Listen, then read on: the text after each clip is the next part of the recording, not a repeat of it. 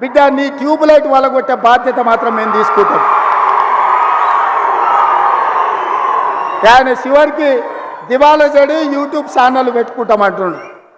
అట్లనే కృష్ణానగర్లో ఏదైనా బ్రోకర్ దందా కూడా పెట్టుకో.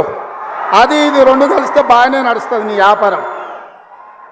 ఇప్పటికి కూడా సిగ్గురాలే. వాళ్ళ కుటుంబం తోసుకుంటే తెలంగాణ ప్రజలు చెప్పు తీసుకొని కొట్టినరు అనే సంగతి ఆయనకు అర్థం కాలే. 10 ఏళ్ళు అడవి పందుల్లాక చెరుకు తోట మీద పడి అడవి పందులు తిన్నట్టు మా వికారాబాద్ పరిధి తాండూరు ప్రాంతంలో పల్లి చేను వేసుకుంటే అడవి పందులు రాత్రిపూట చేను మీద పడితే ఆ పంట కాపాడుకోనికి మా రైతులు కరెంటు తీగలు పెట్టి కాపాడుకుంటారు.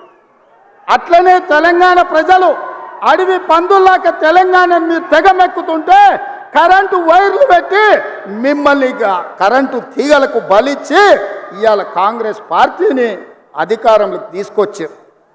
అందుకే మిత్రులారా, ఇవాళ నేను ఒక్క మాట చెప్పదలుచుకున్నా. సోనియమ్మ మాట ఇచ్చిందంటే అది శిలాశాసనం. సోనియమ్మ గారు ఏదైతే మాట ఇస్తే అది శిలాశాసనం. ఆ శిలాశాసనాన్ని అమలు చేయడానికి మా ఊపిరి పోయినా మా రక్తం దారబోసైనా అమలు చేసే బాధ్యత నా మంత్రివర్గం నా మిత్రులందరూ కలిసి తీసుకుంటాం.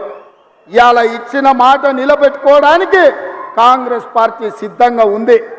అందుకే 6 గ్యారంటీలలో డిసెంబర్ 9 నాడు ఆర్టీసీ బస్సు రాజీవ్ ఆరోగ్యశ్రీ అమలు చేస్తే